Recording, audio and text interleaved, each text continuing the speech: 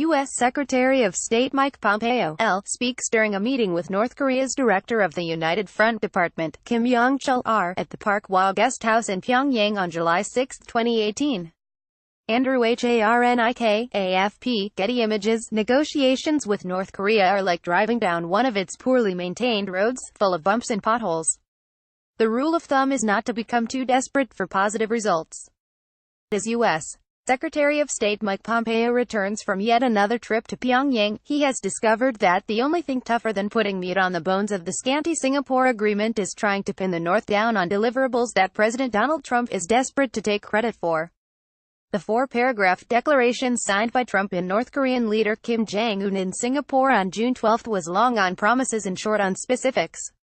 Pompeo's third trip to North Korea, which he has visited more than any other country during his tenure as secretary, was supposed to turn these promises into actual results.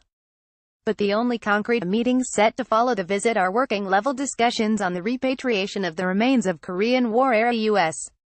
service members, which will commence this week. I know how meaningful returning these remains is for the families involved, since I, along with Bill Richardson and Anthony Principe, brought back the last set of remains in 2007.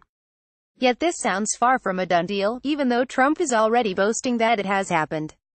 The holdup, I would imagine, is that North Korea wants the United States to pay the expenses for the excavation of the remains, which, in reality, have been ready to be sent for many years.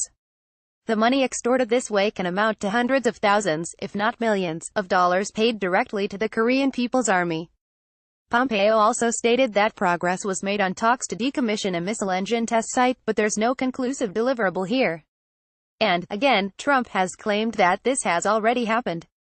Moreover, there are rumors that the site under discussion is an obsolete one used for liquid propellant engines, while the North has moved on to advanced solid propellant engines. Liquid fuel corrodes and has to be gassed up before a launch, rendering it more vulnerable to strikes. Solid fuel has neither of these problems.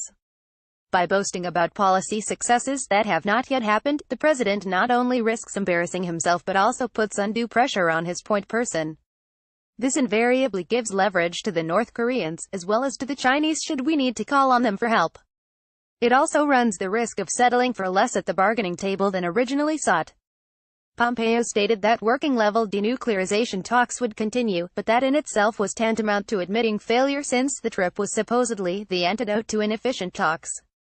North Korea is still operating from the same playbook it has been using for decades. Critics of U.S. policy in the past have argued that a personal relationship between the two leaders would prompt a breakthrough in these perennial negotiations and move the North Koreans to make a strategic choice to give up their weapons for security assurances and economic assistance from the international community. Well, Trump sealed that relationship with a handshake, and the North Koreans still scoff at denuclearization while demanding the lifting of sanctions, suspension of U.S.-South Korea military exercises, a peace treaty, and the end of the U.S. nuclear umbrella, just as they've been doing for the last 2 decades.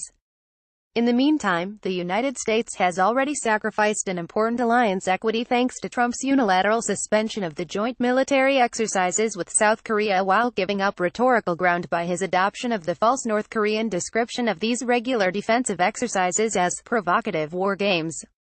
However disappointing the results of Pompeo's trip are, the administration is not yet ready to walk away from diplomacy, if for no other reason than Trump wanting to achieve that which he has already taken credit for.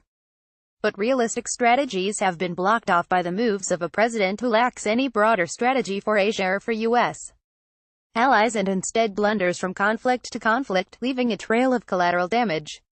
For example, the smart play now would be to call in favors with Beijing for having logged 3 trips to Pyongyang. Beijing wants to see negotiations in good faith, and usually such outreach would give the United States leverage to demand that more negotiations on its part should be backed up by greater economic pressure by Beijing on its sole formal ally. But now that the United States is in a full-blown trade war with China, Beijing has little if any reason to do the country favors. Another smart play would be to use the upcoming NATO summit as an opportunity for a full-throated joint message to Kim that if he wants to continue to travel and meet world leaders, then he needs to commit to abandoning all nuclear weapons and ballistic missiles or face further sanctions. But after months of rhetoric from Trump about U.S. allies not pulling their weight, it'd be far harder to get them on board for such a move. North Korean negotiations will be long and grueling, but they shouldn't eat up all of America's attention. The threat from Pyongyang is important, but the United States has a much larger agenda in Asia, one that has already been neglected. At the top of the list should be an early rescheduling of the first-ever 2-2 dialogue with India, which Pompeo skipped in order to go to Pyongyang. North Korea policy should never come at the expense of the broader U.S. strategy in Asia.